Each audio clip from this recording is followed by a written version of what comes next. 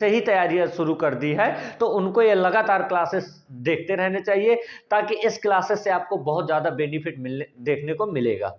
ठीक है, अभी तो आपको केवल बातों के द्वारा समझ में आ रहा है, लेकिन जब आप एग्जाम सेंटर में जाएंगे और आपके सामने जो है आपकी स्क्रीन पर क्वेश्चंस दिखेंगे और पहले से हमने जो पढ़ा रखा है और उसी तरीके का क्वेश्चन आएगा, तो आप तत्काल वहां पर हमें याद करेंगे कि नहीं जो है उन सर ने उस चैनल में पढ़ाया था, आज देखिए फंसा है, तब आप यकीन मानेंगे। तो इन चीजों के लिए जो है आप हमेशा कहते हैं ना कि एक विश्वास बहुत बड़ी चीज होती है, विश्वास रखिए और हमारे जो है बताए हुए रास्ते पर चलिए, यकीनन सफलता आपको जो है तुरंत मिलेगी। तो आइए हम बिना समय गंवाते हुए जो है अपने सेट पर चलते हैं। देखिए आपके स्क्रीन पर पहला क्वेश्चन खुला हुआ है। क्या क्वेश्चन कह रहा है, उस वैज्ञानिक का नाम जिसने मटर के पौधों के साथ प्रयोग किए और अपने प्रेक्षणों के आधार पर यह निष्कर्ष निकाला कि पौधों में कुछ लक्षण ऐसे होते हैं जो जोड़ों में पाए जाते हैं, जैसे लंबे अथवा बौने, पीले अथवा हरे, खुरदरे अथवा चिकने आदि हैं। तो हमें बताना है कि जो मटर के पौधों में जिन्होंने एक्सपेरिमेंट किया था उस वैज्ञानिक का नाम पूछ रहा है, जिन्होंने क्या बताया था कि जोड़ों के साथ में जो है इसके क्या होते हैं लक्षण पाए जाते हैं। कैसे, जैसे आपका क्या दिया है, जैसे लंबे अथवा बौने, पीले अथवा हरे अथवा चिकने, खुरदरे अथवा चिकने आदि।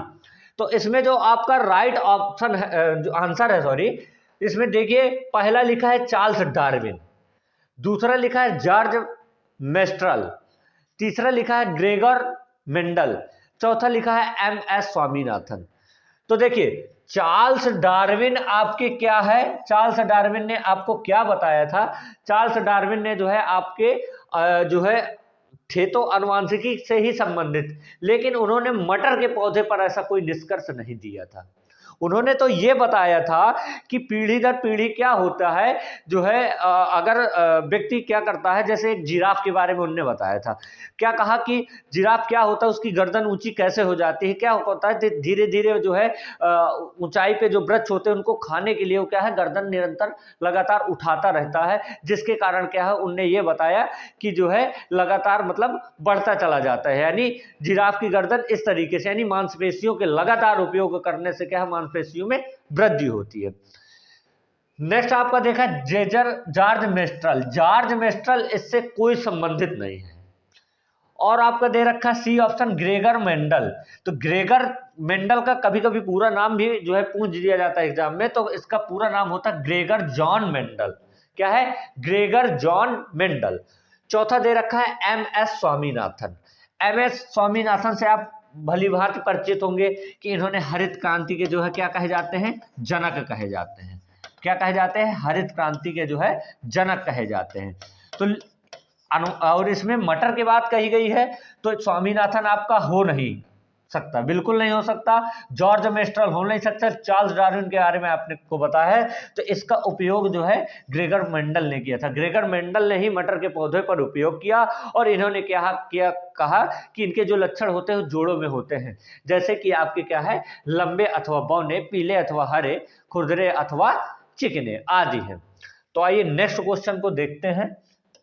नेक्स्ट क्वेश्चन आपका स्क्रीन में खुला हुआ है, उस एक को चुनिए जो अन्य से भिन्न है। देखिए इस तरीके के क्वेश्चन आपको निरंतर पिछले तीनों सेटों में आपको देखने को मिला है, निरंतर ये क्वेश्चन पूछा जा रहा है, तो यकीन मानिए इस तरीके का क्वेश्चन आपके एग्जाम में मिलेगा ही मिलेगा, ये कंफर्म है बिल्कुल। तो आइए इस क्वेश्चन में देखना है। इस क्वेश्चन को करते समय आपको ये चीज देखना होता है कि आखिरकार इसके स्रोत के बारे में बात कर रहा है, कहां से इन चीजों का एक ही स्रोत है जिसके माध्यम से ये तीनों चीजें क्या है बटी हुई है। जैसे आपका दे रखा है पर्वत, तालाब, नदी, झरना। देखिए पर्वत, तालाब, नदी, झरना, हमने जो है पिछली प्रैक्टिस सेट में भी आपको बताया था कि जो जल का स्रोत होता है, यानी जल का क्या है स्रोत, वो कौन कौन से होते हैं। जैसे आपका नलकूप से भी आपका जल निकलता है, एक आपका हो गया तालाब हो गया, एक आपका झरना हो गया, एक आपका नदी हो गया, यहां से क्या है हमें जल प्राप्त होता है। तो आप बताइए इस जैसे कि ऑप्शन में दे रखा है झील, पर्वत, तालाब, झरना, इनमें से क्या बताना था कि कौन सा भिन्न है, भिन्न शब्द को हमें चुनना था। तो जो भिन्न शब्द है पर्वत, क्या है, पर्वत। भाई आप देख रहे हैं कि झील, तालाब, झरना, ये सब क्या है, जल के क्या है, स्रोत है। ये तीनों सेम है ना, एक ही जगह से मिलते हैं, जल हमें क्या है, तीनों के माध्यम से ही मिलता है, लेकिन पर्वत क्या था आपका, भिन्न था, इसलिए इसका राइट आंसर क्या होगा, पर्वत। नेक्स्ट क्वेश्चन देखिए, निम्नलिखित में से कौन सी एक परिवहन की अन्य 4 विधाओं से भिन्न है। देखिए परिवहन की 4 विधाओं से भिन्न है। देखिए इस सेट में है 2 क्वेश्चन इस तरीके का दे दिया गया है, इस सेट में क्या है, 2 क्वेश्चन इसी तरीके का। इसके पहले वाला क्वेश्चन भी जो है सेम इसी तरीके का था, और ये भी क्वेश्चन इसी तरीके। तो बताइए इसका आंसर आप लगा सकते हैं, थोड़ा सा सेंस लगाइए, इसमें सेंस बहुत काम करता है। देखिए जैसे लिखा ट्रेन, बस, जहाज, तांगा, साइकिल, रिक्शा। इस क्वेश्चन से आपको एक बात तो समझ में आ रही होगी कि जो आपकी ट्रेन होती है वो कहां चलती है। कई बच्चे आंसर देंगे कि वो पटरियों में चलती है, लेकिन पटरियां कहां होती है, स्थल में ही होती है, जल में तो होती नहीं है। तो क्या हुआ, ट्रेन आपकी स्थल में चलती है, स्थल में चलने वाले वाहन, या जमीन पर। दूसरा आपका बस, बस भी क्या करती है, आपकी जमीन यानी स्थल पर चलती है। जहाज, देखिए जहाज क्या होता है, जहाज आपका स्थल में नहीं आता है, क्या है, जहाज जो है आपका स्थल में नहीं आता है, ठीक है। और देख लीजिए साइकिल भी आपकी क्या है, स्थल में चलती है, यह भूमि पर, साइकिल भी आपकी क्या है, भूमि पर चलती है। रिक्शा भी आपका क्या है, भूमि पर चलता है। तो भैया इतने जब आपको कॉमन मिल रहे हैं कि सब ये क्या है, स्थल पर चलने वाले हैं, तो राइट आंसर आप लगा ही सकते हैं कि जहाज क्या होता है, भिन्न। जहाज कभी आप भूमि में चलते देखा है, नहीं देखा होगा, तो इसलिए क्या है, इसका जो भिन्न हमें शब्द देखना था वो क्या था, हमारा जहाज। तो आइए नेक्स्ट क्वेश्चन देखते हैं। कर्नाटक में किसानों द्वारा खेत की मिट्टी को खोदकर नरम करने के लिए जाने वाले औजारों को क्या कहते हैं। भैया कर्नाटक है, कर्नाटक राज्य है हमारा, तो कर्नाटक में क्या कर रहा है, जो भूमि है, भूमि में जो हमारी मिट्टी है यानी मृदा जो है, उसको खोदकर नरम करने के लिए किस औजार का प्रयोग किया जाता है, यानी किस औजार के बारे में पूछ रहा है कि किस औजार का प्रयोग किया जाता है। तो सबसे पहले क्या है, कर्नाटक में जो है आपका कौन कौन से औजार प्रयोग किए जाते हैं। एक तो आपका क्या होता है, हसिया या हसुआ बोलते हैं, वहां क्या बोलते हैं, हसुआ। एक आपका क्या होता है, खूंटी। एक आपका क्या होता है, खुरपी, सॉरी खूंटी नहीं है, ये गलत है, खुरपी होता है। तो आप जो कर्नाटक की बात कर रहे हैं कि किस औजार का उपयोग किया जाता है, तो किसका है, खुरपी का उपयोग किया जाता है। खुरपी आपने यहां भी देखा होगा, खुरपी से क्या करते हैं हम, जो है मिट्टी को क्या करते हैं, पलटते हैं, क्या करते हैं, खोद कर नरम करते हैं, यानी क्या करते हैं उसको हम, जो हमारी क्या होती है, बहुत जो मृदा के कण होते हैं बहुत टाइट होते हैं, तो उनको हम खोद कर क्या करते हैं, पोल कर लेते हैं, यानी नरम कर लेते हैं। तो किसके माध्यम से, खुरपी के माध्यम से। तो इसका जो राइट आंसर होगा वो क्या होगा, खुरपी होगा। नेक्स्ट देखिए, निम्नलिखित में से किसे हमारे देश में आने वाले व्यापारी दक्षिण अमेरिका से हमारे देश में लाए थे। देखिए पिछले सेट में भी आपको इस तरीके का एक क्वेश्चन मिला था, पूछा गया था आपसे कि मिर्च जो है हमारे भारत में जो आए थे वो मिर्च कहां से लेकर आए थे, मिर्च कहां से लेकर आए थे, इस तरीके क्वेश्चन आया था। और ये भी देख लीजिए कि ये भी क्वेश्चन सेम उसी टाइप का है। तो बताइए जो है हमारे जो व्यापारी थे वो दक्षिण अमेरिका से क्या लेकर आए थे, दक्षिण अमेरिका से क्या लेकर आए थे, बंद गोभी, मटर, टमाटर, भिंडी, 4 ऑप्शन आपको दिए रखे। तो देखिए जो दक्षिण अमेरिका है, दक्षिण अमेरिका यहां से क्या है, आपके मसाले भी आए थे, यानी मसाले में मिर्च भी दक्षिण अमेरिका की ही थी, क्या थी, मिर्च भी आपकी दक्षिण अमेरिका की थी। और आपका टमाटर क्या है, दक्षिण अमेरिका से आया, टमाटर भी क्या है आपका दक्षिण अमेरिका से आया। तो इसका जो राइट आंसर होगा वो टमाटर होगा।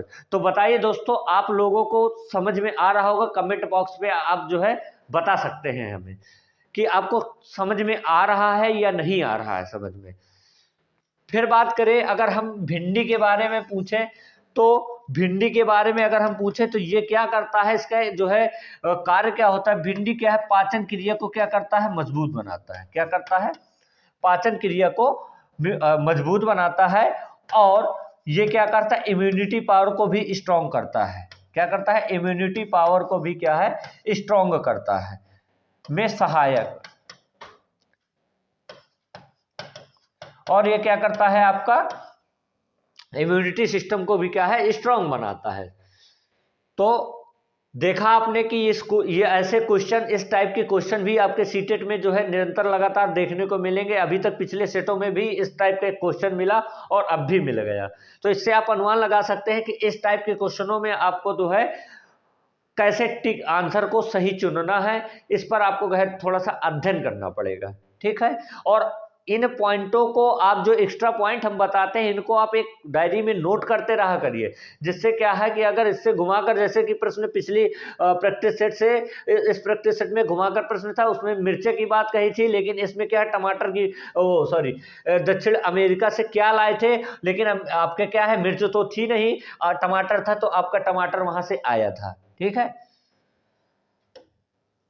एक कार देखिए, ये क्वेश्चन तो आपको हर एक सेट में देखने को मिलेगा और सीटेट में भी आपके, जब आप जिस दिन एग्जाम होगा उसमें भी आपकी स्क्रीन पर ये क्वेश्चन जरूर देखने को मिलेगा। मैं इसकी 100% गारंटी लेता हूं कि इस टाइप का क्वेश्चन आपको देखने को अवश्य मिलेगा।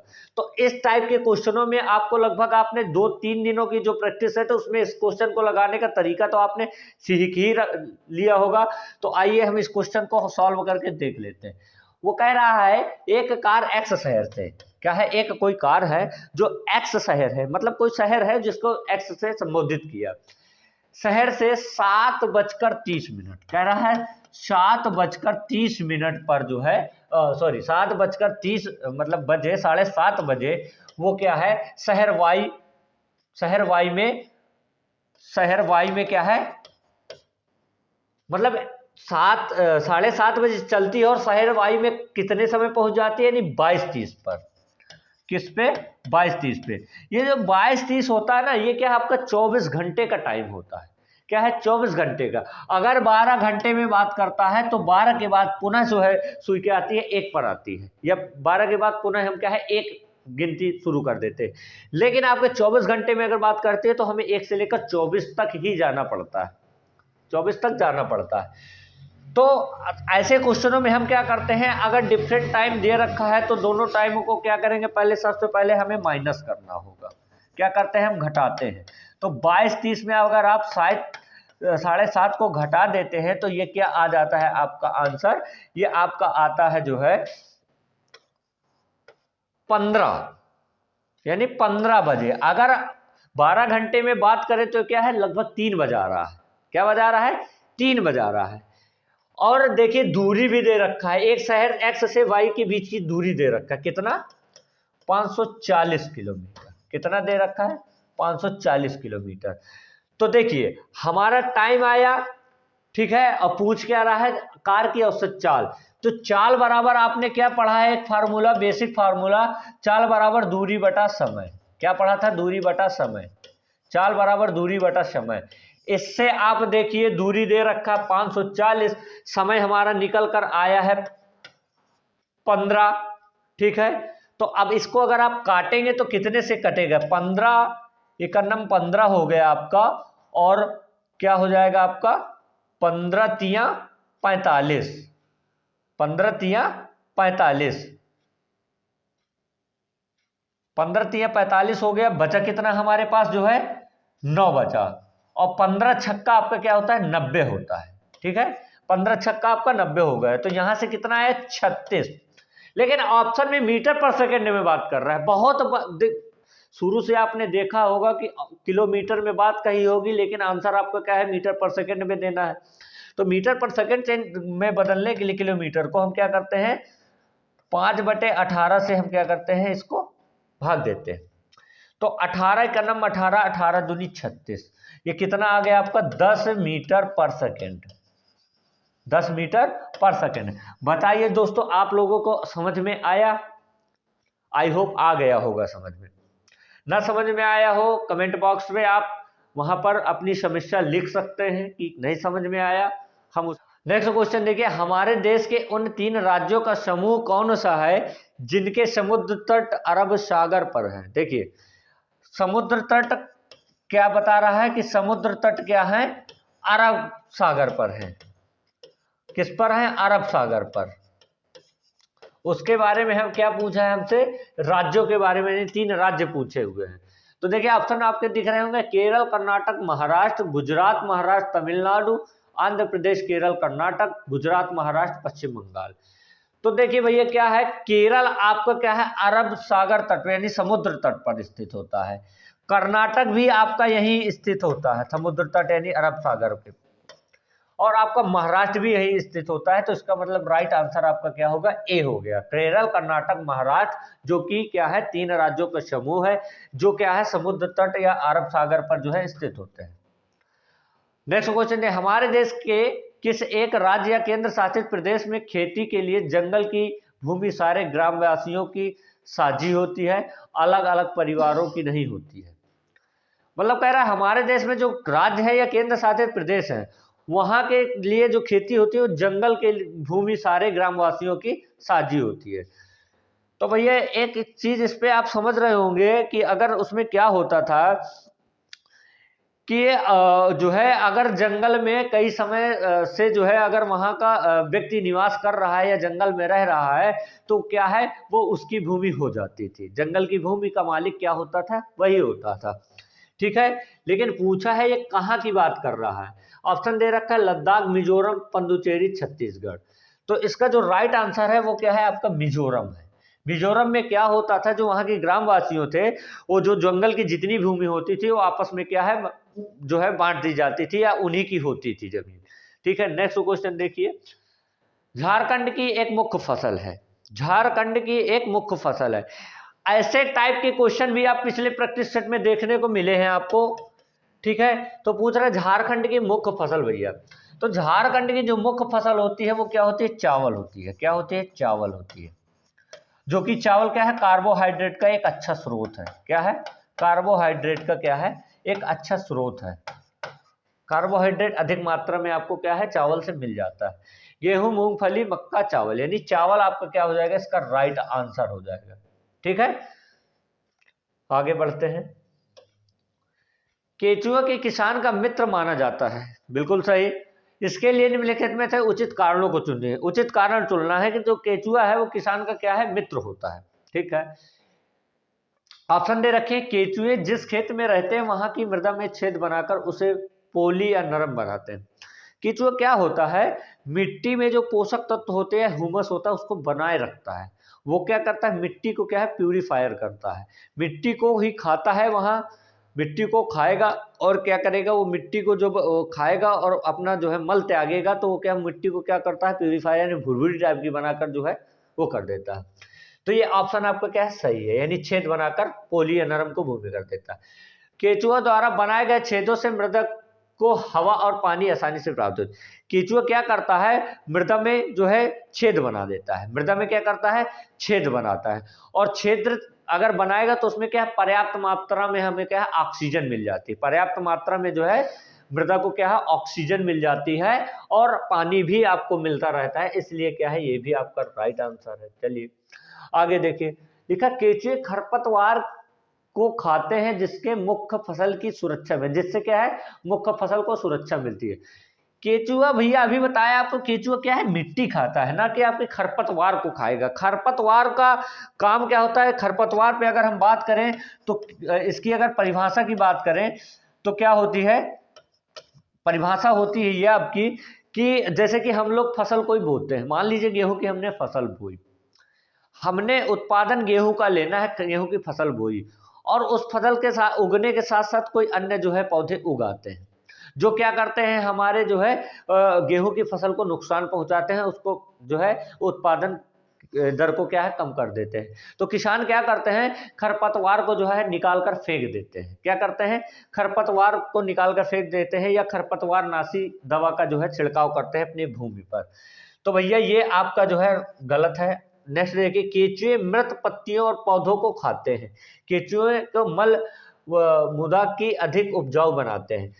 ये भी सही है आपके, क्या मृत पत्तियों को भी खाएंगे, भाई भूमि पर रहेंगे तो वहां पर पत्तियां भी डल रहती है, मृत यानी झड़ गई जो, उसको खाएंगे। पौधों को भी खाते हैं।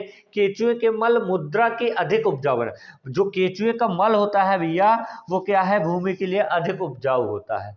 तो ये भी आपका सही है। तो बताइए इसमें कौन सा मैच कर रहा है, फर्स्ट सेकेंड और फोर्थ, फर्स्ट सेकेंड और फोर्थ।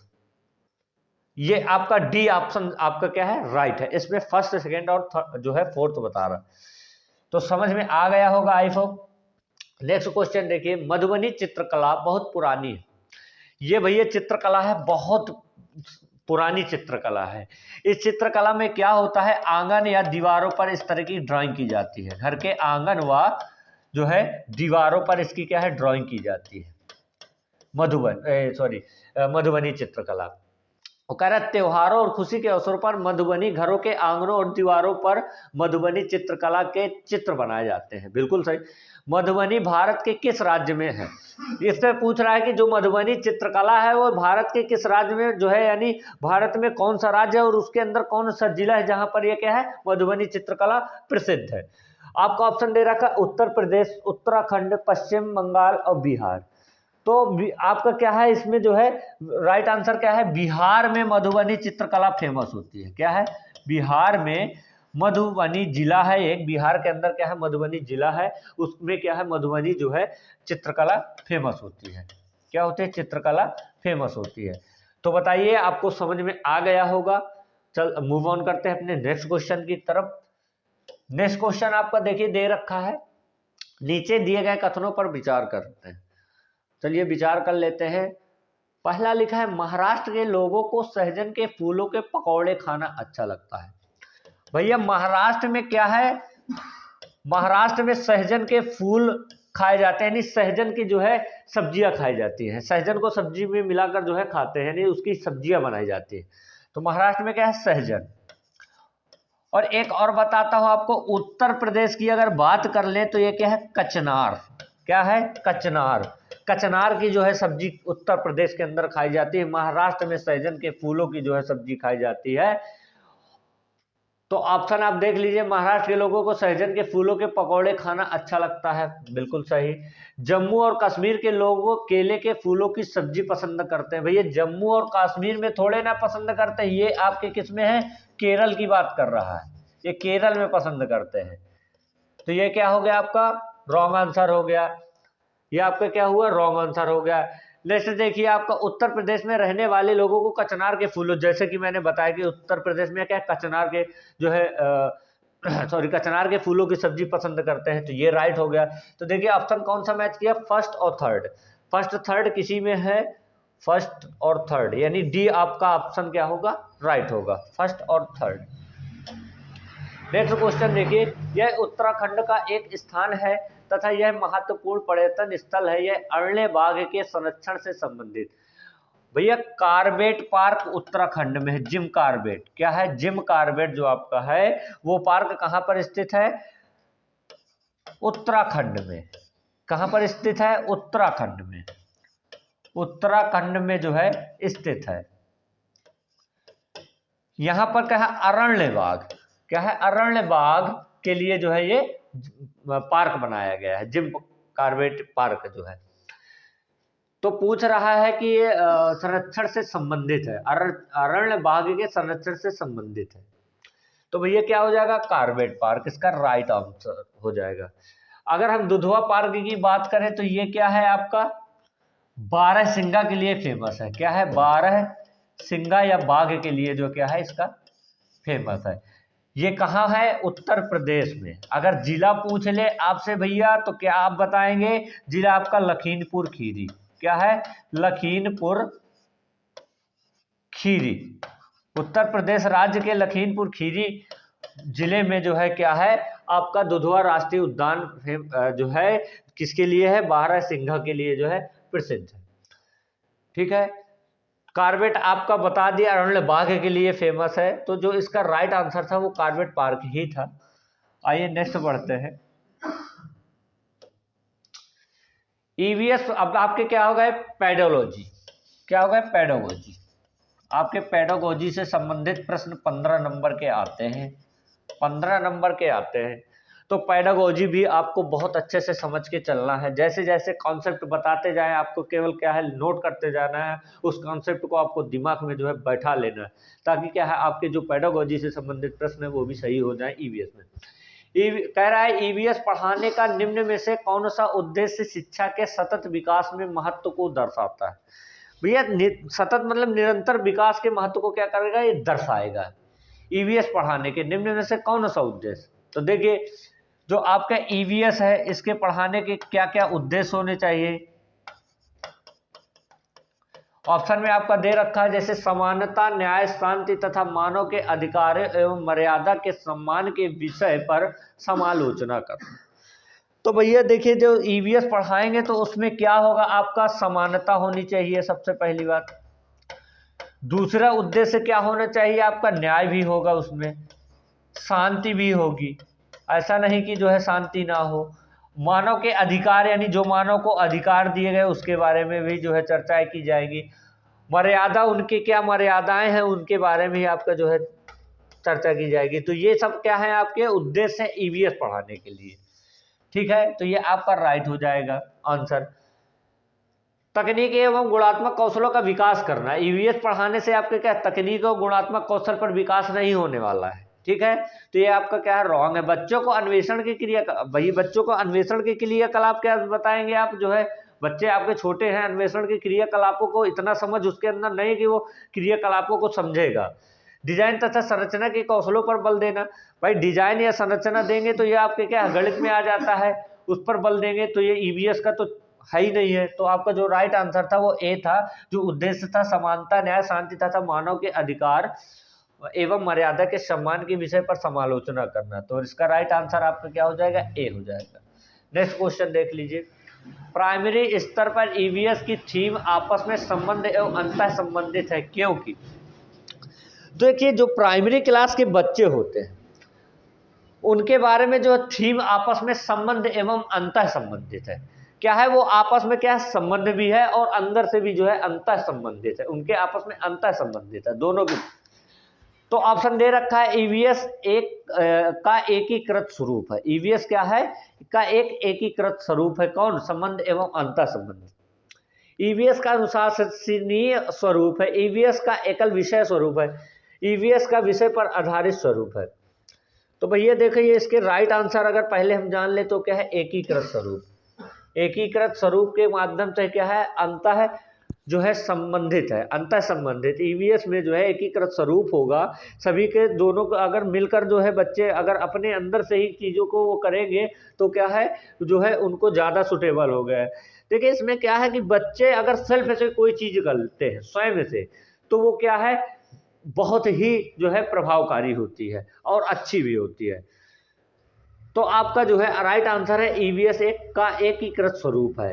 अगर ईवीएस का अनुशासनी स्वरूप पर जाए तो अनुशासनी स्वरूप ये क्या, अनुशासन के बारे में थोड़े ना बताएगा कि बच्चे के अनुशासन से संबंधित ईवीएस बताएगा, नहीं, वो आपकी क्या हो जाती है, एक मोरल साइंस आती, नैतिक शिक्षा, उसके माध्यम से जो है अनुशासन, डिसिप्लिन क्या है, ये सब सारी चीज़ें पढ़ाई जाती है।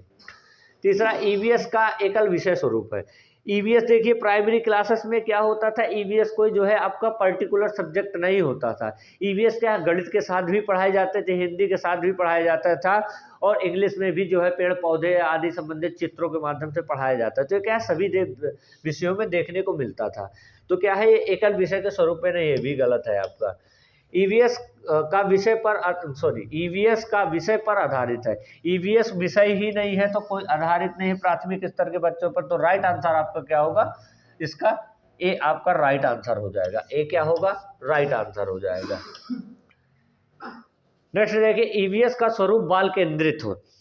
भैया बाल केंद्रित तो अब जो है आपकी जो नई शिक्षा नीति 2020 है वो क्या है, चाइल्ड जो है सेंटर एजुकेशन है, यानी बच्चों पर ही केंद्रित है। यानी पहले क्या होती थी, शिक्षक केंद्रित, यानी शिक्षक के पर ही केंद्रित रहती थी। तो पहले क्या होता था, शिक्षक अपना जो है तानाशाही रवैया अपनाने लगता था, बच्चों को मारपीट जो है और ज़्यादा प्रेशर दबाव डालकर वो पढ़ाना चाहता था। लेकिन बच्चे क्या होते हैं, आपको अगर बच्चे अंदर से ही प्रेरणा ले लेते हैं तो वो ज़्यादा सीखते हैं। उन पर किसी प्रकार को उनको स्वतंत्र कर दीजिए, सोचने संबंधित स्वतंत्र कर दीजिए, उन पर किसी भी प्रकार का दंड ये मत करिए, क्योंकि दंड करना जो है आपका क्या है, हानिप्रद है। बच्चे क्या होते हैं, भगवान मानकर आप जो है बच्चों को पढ़ाइए कि बच्चे हैं, ठीक है, उनको स्वयं से सोचने, स्वयं से रचना करने के लिए कहिए, तो बच्चे ज़्यादा सीखेंगे। तो कह रहा है कि स्वरूप बाल केंद्रित है, क्योंकि अनुभव द्वारा सीखने पर केंद्रित होना, दूसरा है ईवीएस के प्रत्ययों में विषयों का शिक्षण, तीसरा विद्यार्थियों के व्यवहार में इच्छित बदलाव, चौथा है आपका विद्यार्थियों को सामाजिक भावनात्मक कौशल। जैसा कि मैंने आपको बताया कि जो आपकी बाल केंद्रित शिक्षा वह होती है कि जो अनुभव द्वारा सीखने पर केंद्रित होती है। अगर बच्चा अपने अनुभव के द्वारा सीखेगा तो जो है क्या ज़्यादा सीख जाएगा और ईवीएस पे ज़्यादा इंटरेस्ट करेगा। तो इसका जो राइट आंसर है वो क्या है, अनुभव द्वारा सीखने पर केंद्रित होना। नेक्स्ट क्वेश्चन देख लेते हैं। नेक्स्ट क्वेश्चन है, निम्न में से कौन सा ईवीएस के पाठ चर्चा का उपथीम है। देखिए पाठ चर्चा का उपथीम, ईवीएस के थीम जो है आपको बताए गए थे। थीम कितने थीम थे, 6 थीम के बारे में चर्चा कर दी थी, जिसमें से आपका क्या था, भोजन, यात्रा, पानी, आवास, हम जो चीजें बनाते हैं,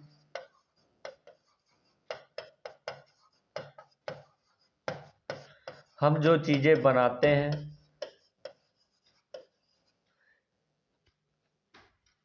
हम जो चीजें बनाते हैं, और आपका क्या था, भोजन। ये आपकी क्या है, ईवीएस की 6 थीम थी। भैया इसको रट लेना या 100% एक ना एक कोई आपसे जो है पूछ लेगा कि कौन सी थीम नहीं है, एक गलत देगा बाकी आपके जो है सही देगा, कौन सा नहीं है, तो नहीं वाले पे आपको जाएंगे। जब आप पढ़े होंगे, समझे होंगे, तभी होगा। तो जो है ईवीएस यानी आपकी क्या है, ईवीएस की जो थीम कौन सी है भोजन, यात्रा, पानी, आवास, हम जो चीजें बनाते हैं, भोजन। ये सॉरी भोजन डबल वाल लिख गया है, भोजन आपको तो यानी 6 होती हैं, एक मिस है। और भोजन, यात्रा, पानी, आवास, हम जो चीजें बनाते हैं। तो इसके उप थीम के बारे में पूछा गया है। उप थीम के बारे में क्या पूछा गया है कि ईवीएस के पाठ चर्चा का उप थीम कौन सा है। देखिए खाद्य पदार्थ भी आपका क्या है, थीम के अंतर्गत आता है। जल भी आपका थीम के अंदर, आश्रय भी आपका जो है थीम के अंदर आ जाता है। तो 6 हो गए आपके। लेकिन आपका संबंध क्या है, ये उप थीम में है। क्या है, संबंध क्या है आपका, उप थीम में है। संबंध, खेल, ये सब क्या है, उप थीम है। तो इसका राइट आंसर क्या होगा, संबंध जो है उप थीम है। नेक्स्ट आप देखिए एनसीईआरटी की ईवीएस का अध्याय 23। एनसीईआरटी में एक ईवीएस का अध्याय पाठ का नाम था जो है अध्याय 23 पोचमपल्ली पर आधारित है। वो कह रहा है कि जो पोचमपल्ली पर आधारित है, जो आपकी एनसीईआरटी की जो पोचमपल्ली सब्जेक्ट है वो किस पर आधारित। ऑप्शन है आपका वास्तविक स्थान, दूसरा आपका वास्तविक घटनाएं, वास्तविक लोग या उनके अनुभव, या वास्तविक चित्र। देखिए पोचमपल्ली आपका जो है, पोचमपल्ली ये क्या होती है, एक बुनकर होती है। क्या करते हैं लोग वहां पर जो है एक कपड़ों पे क्या कहते हैं, पोचमपल्ली की जो है फेमस साड़ियां आती हैं, ठीक है। कहां पर, आपके आंध्र प्रदेश। कहां पर, आंध्र प्रदेश यानी तेलंगाना, सॉरी तेलंगाना में आपका क्या है जो है पोचमपल्ली जिला स्थित है। यानी वहां पर क्या है, लोग क्या करते हैं, बुनकर करते हैं, पोचमपल्ली। तो क्या है, एक आपका क्या है, स्थान है, वास्तविक घटना है, वास्तविक लोग या उनके अनुभव है, वास्तविक चित्र है। तो पोचमपल्ली आपका स्थान है, वास्तविक क्या है, स्थान है। इसका राइट आंसर हो जाएगा आपका वास्तविक स्थान यानी ए। नेक्स्ट देखिए, निम्न में से कौन से क्रियाकलापों का सुझाव हमारे भोजन का उत्पादन कौन करता है। थीम खाद्य के प्रश्नों को संबोधित करने के लिए उपयुक्त है। तो इसमें क्या पूछा कि हमारे भोजन का उत्पादन कौन करता है, इससे संबंधित। देखिए भोजन का उत्पादन यानी भोजन कैसे बनता है, अनाज के द्वारा बनता है। इसका उत्पादन कौन करता है, किसान करता है। कौन करता है, आपका किसान करता है। तो जो आपका भोजन का उत्पादन कौन करता है, यानी किसान करता है। ऑप्शन आपके दे रखे, किसानों के वृत्तांतों को साझा करना। दूसरा आपका किसी खेत में जाना एवं अवलोकन करना। तीसरा आपका अंकुरण के लिए अनुकूल परिस्थितियों के लिए प्रयोग करना। चौथा आपका कुछ डबल रोटी व अन्य खाद्य पदार्थों को कुछ दिनों के लिए क्या है, रख देना। भैया किसान के वृत्तांतों को साझा करना बिल्कुल सही है। क्या है, बिल्कुल सही है। हमारा भोजन का उत्पादन कौन करता है, यानी जो किसानों ने अपने वृत्तांत है उनको वृत्तांत बताए हैं, उनको क्या करना है, हमें एक दूसरे पर साझा करना है। किसी खेत में जाना, अवलोकन करना। भैया जब हम किसी खेत पर जाएंगे, भ्रमण करेंगे, वहां ऑब्जर्वेशन करेंगे कि किसान फसल को कैसे उगाता है, मिट्टी में कैसे जो है बीज को बोता है, क्या क्या अपनी जो है टेक्निक अपनाता है या टेक्निक करता है। उन चीजों को अगर जब हम वहां जाकर देखेंगे तो ही हमें समझ में आएगा। तो ये भी आपका क्या है, सही है। तीसरा अंकुरण के लिए अनुकूल परिस्थितियों के लिए प्रयोग करना। भैया अब वहां पर जाएगा, अवलोकन करेगा और देखेगा बीज का अंकुरण कैसे हो रहा है, उसकी परिस्थितियां कौन है, वो कौन सी परिस्थितियों का प्रयोग करता है। ये सारी चीजें क्या है, जो है आपका किसान जब बच्चा जाएगा खेत में तब उसको अवलोकन करेगा, ये सारी चीजें देखने को मिलेगी कि भोजन कैसे बनता है। ये सारी टेक्निक के माध्यम से जो है भोजन पता चलेगा। लेकिन चौथा कुछ डबल रोटी अन्य खजा तो कुछ दिनों के लिए रख देना, ये आपका क्या है, बिल्कुल गलत आंसर है। डबल रोटी एवं खाद्य पदार्थों का भोजन उत्पादन करने से कोई भी संबंध नहीं है, इसलिए ये क्या होगा, आपका गलत होगा। तो इसका मतलब चौथा गलत है। फर्स्ट सेकंड थर्ड आपका सही है। First second third first second third आपका किस पे है, ये आपका ए ऑप्शन आपका क्या है, बिल्कुल राइट आंसर है। ए फर्स्ट सेकंड तथा थर्ड, फोर्थ आपका है नहीं। नेक्स्ट क्वेश्चन देख लीजिए। ईवीएस को प्रमाणिक एवं अर्थपूर्ण सीखने के लिए क्षेत्र भ्रमण के माध्यम से शिक्षक निम्न का उपयोग कर रहा है। ईवीएस के माध्यम से क्या है, अर्थपूर्ण सीखने के लिए, यानी ईवीएस को प्रमाणिक और अर्थपूर्ण सीखने के लिए शिक्षक क्या कर रहा है, क्षेत्र भ्रमण के माध्यम से शिक्षक निम्न उपयोग कर रहा है। क्षेत्र भ्रमण के माध्यम से यानी क्षेत्र का भ्रमण करेगा, उसके माध्यम से जो है उपयोग कर सकता है। कौन सा, देखिए संरचनात्मक कार्यपत्रक, असंरचनात्मक कार्यपत्रक। तीसरा आपका देख रहा है भ्रमण के लिए औपचारिक निर्देश। चौथा आपका देख रहा है छात्रों के समूह एवं उनके नेता का गठन करना। भैया भ्रमण के लिए औपचारिक निर्देश क्या है, भ्रमण के लिए औपचारिक निर्देश यानी जब बच्चा जाएगा भ्रमण करने के लिए तो क्या है, कुछ औपचारिक निर्देश दिए जाएंगे बच्चों को, ठीक है। छात्रों के समूह एवं उनके नेता का गठन। भैया छात्रों का समूह हम डिवाइड कर देंगे कि भैया आप इस क्षेत्र पर जाएंगे, आप इस चीज़ों को देखना है, आपके लिए ये निर्देश है कि आप वहां पर ये चीज़ें नहीं करेंगे या ये गतिविधियां आपके लिए सही होंगी, कैसे आप उसका ऑब्जर्वेशन करेंगे या भ्रमण करेंगे, क्या क्या चीज़ें आपको करनी है, उसके बारे में एक नेता चुन देंगे ताकि वो नेता क्या करेगा, उन चीज़ों को, उन लोगों को कंट्रोल करेगा, उन बच्चों को कंट्रोल करेगा और सही दिशा पर ले जाएगा। तो इसके आपके क्या है, दो ऑप्शन बिल्कुल सही है, यानी थर्ड और फोर्थ। और फिर क्या है, संरचनात्मक कार्यपत्रक। भैया कोई संरचना आप बनाएंगे बच्चों को, उस पे कार्यपत्रक के बारे में कह रहा है कि कार्यपत्रक जो है वो होगा। दूसरा आपका कह रहा है असंरचनात्मक कार्यपत्रक। तो जो आपका जो इसमें राइट ऑप्शन मिल रहा है वो क्या मिल रहा है, यानी थर्ड फोर्थ तो आपके बिल्कुल करेक्ट हो गए हैं। थर्ड फोर्थ क्या है, आपके बिल्कुल करेक्ट हैं। लेकिन संरचनात्मक कार्यपत्रक, भैया संरचनात्मक कार्यपत्रक भी आपका सही है, क्योंकि कोई ना कोई आप क्या है, एक संरचना बनाएंगे, उस कार्यपत्रक में बताएंगे कि भ्रमण में हमें इन इन चीज़ों के बारे में अध्ययन करना है, दिशा निर्देश देंगे, तभी तो आप क्या है जो है अर्थपूर्ण बना पाएंगे क्षेत्र भ्रमण के माध्यम से। तो आपका इसका राइट आंसर क्या हो जाएगा, ए हो जाएगा, यानी फर्स्ट थर्ड और फोर्थ राइट आंसर हो जाएगा। नेक्स्ट क्वेश्चन देख लेते हैं।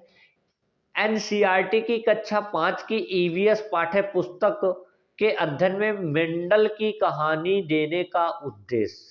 भैया मेंडल का पहला प्रश्न आपके स्क्रीन पर खुला था, उन्होंने बताया क्या था कि लक्षण बताए थे, यानी मटर पर जो है उनने क्या हुआ अपना एक्सपेरिमेंट दिया। और मेंडल क्या है, अनुवांशिकी के जनक कहे जाते हैं। अनुवांशिकी की क्या है, जनक कहे जाते हैं। किस पर खोज की, एक प्रश्न भी बहुत पूछा जाता है, तो क्या है, मटर के।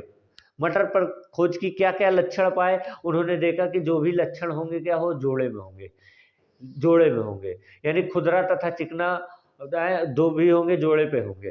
ठीक है, इस तरीके का उनने जो है बताया था। तो देखिए ऑप्शन में क्या, अनुवांशिकता के सिद्धांतों को प्रस्तुत करना।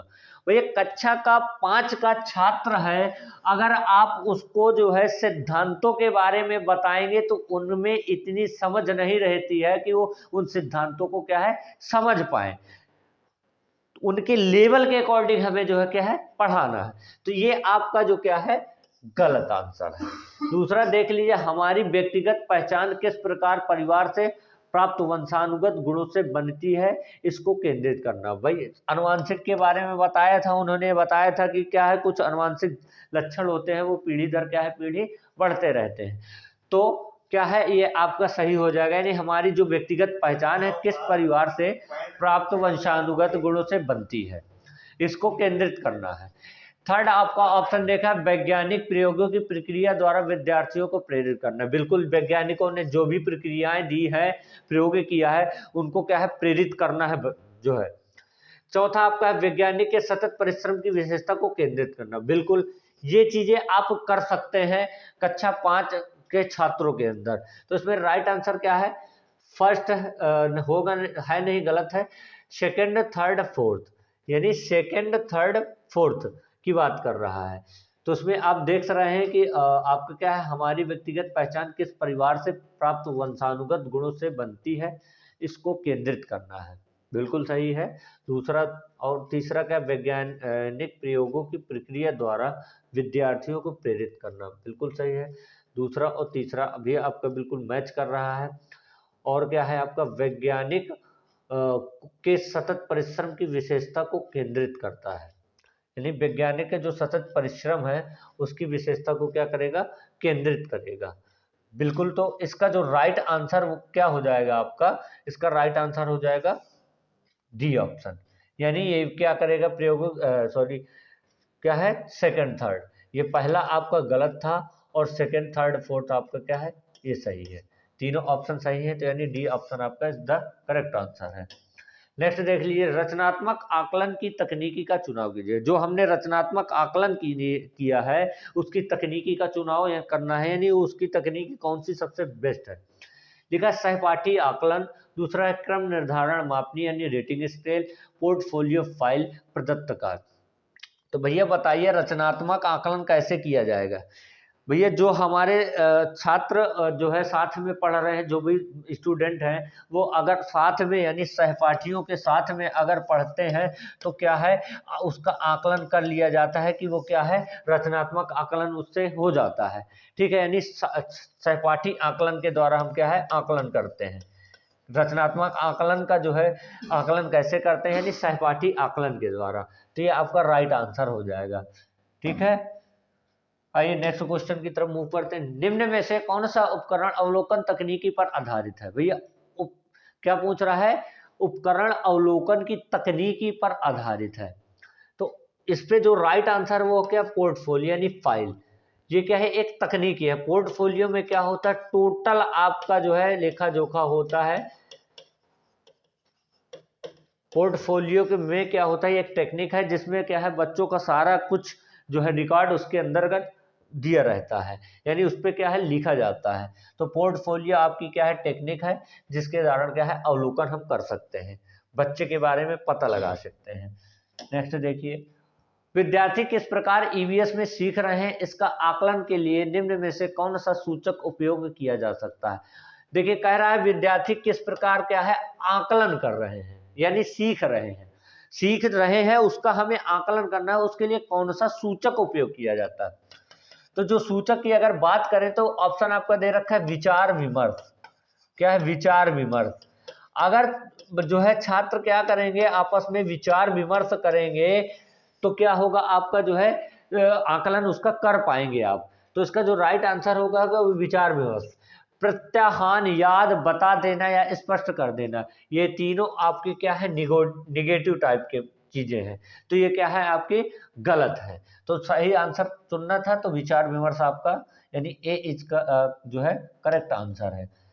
अगला देखिए, निम्नलिखित में से क्या पर्यावरण अध्ययन की कक्षा में शिक्षक के लिए आसान है। पर्यावरण अध्ययन की जो है कक्षा है उसमें पूछ रहा है शिक्षक के लिए क्या आसान होगा, शिक्षक के लिए क्या आसान होगा, इसके बारे में पूछ रहा है, शिक्षक के लिए क्या आसान होगा। तो उसके लिए जो आसान होगा वो क्या है, ऑप्शन दे रखा है। ए, विद्यार्थियों को सूचना देना, बी, विद्यार्थियों के विचारों को महत्व देना, सी, विद्यार्थियों को सीखने के अवसर प्रदान करना, डी, आपका विद्यार्थियों को व्यस्त रखना। तो बताइए, विद्यार्थी जो है अगर सूचना देंगे क्या होगा कि शिक्षक जो है, जैसे कि आपने देखा कि कोई बच्चा अगर नए विद्यालय में क्या होगा, प्रवेश करता है, क्लास में जाता है, तो उसके अंदर कुछ ना कुछ चीजें पहले से उसने देख रखा होगा और शिक्षक क्या करता है, उसको सूचना देता है कि ये चीजें हैं। यानी अगर देखा जाए कि बिल्ली की अगर 4 टांगे होती हैं तो ये चीजें उसने अगर बिल्ली को देख रखा है, यानी उसको बारे में अगर पता है कि 4 टांगे होती है और बिल्ली भी दिखा दी, तो उस पर क्या है, वो कंसेप्ट बना लेगा।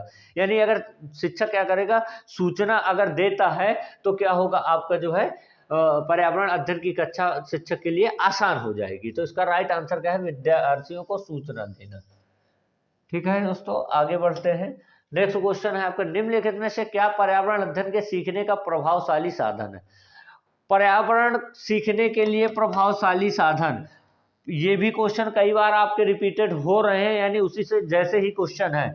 हमने बताया था कि अगर पर्यावरण आप बच्चे को पढ़ाएंगे, बच्चे छोटे होते हैं, पर्यावरण अब पढ़ाएंगे, अगर कहानी किस्सों के माध्यम से अगर पढ़ाते हैं तो क्या है, बच्चे ज़्यादा आनंदपूर्ण जो है क्लास को अटेंड करते हैं और पढ़ते हैं, बहुत अच्छा कॉन्सेप्ट अपने दिमाग में फिट करते हैं। तो इसके ऑप्शन दिया है किससे, मॉडल, कार्यपत्रक, चार्ट। भैया इतना जो है छोटा बच्चा है, अगर चार्ट दे देंगे तो चार्ट से क्या वो समझ पाएगा, यानी प्रभावशाली संसाधन चार्ट के द्वारा नहीं हो सकता, कार्यपत्रक के द्वारा भी नहीं कर सकते हैं, मॉडल भी नहीं कर सकते। तो क्या होगा आपका किस्सा, जो कि आपका जो है राइट आंसर, यानी किस्से और कहानी के माध्यम से ही अगर बच्चों को पढ़ाया जाए तो क्या है, आसान जो है तरीका होता है, यानी प्रभावशाली संसाधन है। नेक्स्ट है आपका, निम्नलिखित में से क्या पर्यावरण अध्ययन की कक्षा में विद्यार्थियों द्वारा पसंद किया जाएगा। कह रहा है पर्यावरण अध्ययन की कक्षा में विद्यार्थियों द्वारा जो है क्या पसंद किया जाएगा, पसंद के बारे में पूछ रहा है। चित्रकला और शिल्पकला, बी, एकल कार्य सारांश, सी, गृह कार्य का आकलन, पाठ का स्पष्ट, चौथा पाठ का स्पष्ट। विद्यार्थी जो सबसे ज्यादा पसंद करते हैं, अगर उनको कोई अच्छी चित्र या ड्राइंग दिखा दी जाती है, उसके माध्यम से अगर पढ़ाया जाता है तो उसको क्या है, ज्यादा पसंद में आती है। या किसी के द्वारा शिल्प कला या हस्त जो है चित्रकलाएं हैं, इससे दिखाई जाए तो विद्यार्थी क्या होते हैं, ज्यादा इंटरेस्ट पैदा करते हैं। तो इसका जो राइट आंसर वो क्या होगा, चित्र शिल्प कला। एकल कार्य सारांश, एकल कार्य सारांश थोड़े ना जो है बच्चे वो करेंगे, यानी विद्यार्थी जो होते हैं वो एकल कार्य सारांश यानी एक ही कार्य के सारांश को जो है नहीं पसंद करते हैं। गृह कार्य का आकलन, बच्चे गृह कार्य का आकलन करने के लिए नहीं है, बच्चे जो है गृह कार्य का अगर आकलन करते हैं तो उनके अंदर ये जो है समझ ही नहीं होती है गृह कार्य का आकलन कैसे करना, वो तो आपका एक शिक्षक ही कर पाता। और पाठ का स्पष्ट, ये भी आपका गलत है। तो तीनों आपके गलत हुए, पहला आपका ए यानी इसका राइट आंसर था।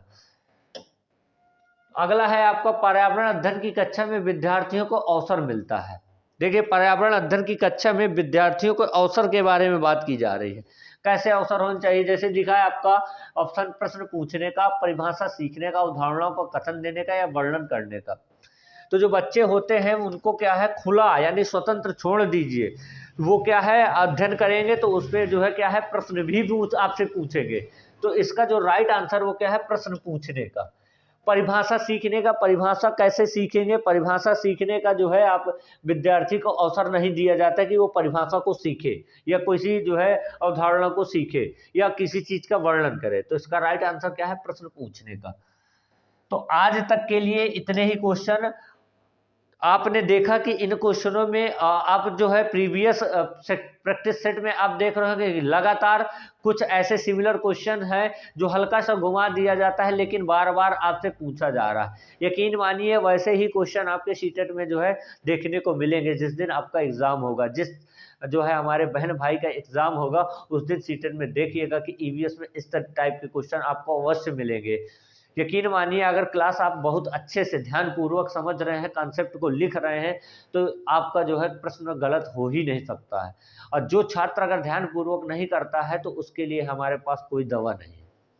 क्योंकि क्या है, बाह्य प्रेरणा से ज़्यादा क्या है, आंतरिक प्रेरणा जो है ज़्यादा पावरफुल होती है। अगर बच्चा स्वयं से अगर मोटिवेट हो जाता है, मोटिवेशन स्वयं से लेता है, तो वो क्या है किसी भी कार्य को जो है सिद्ध कर लेगा। तो आज के लिए हमारा इतना ही। बने रहिए हमारे YouTube channel exam with me के साथ। लाइक करिए, शेयर करिए और अधिक से अधिक दोस्तों को जो है इस चैनल के बारे में बताइए। आज तक के लिए थैंक यू। जय हिंद, जय भारत।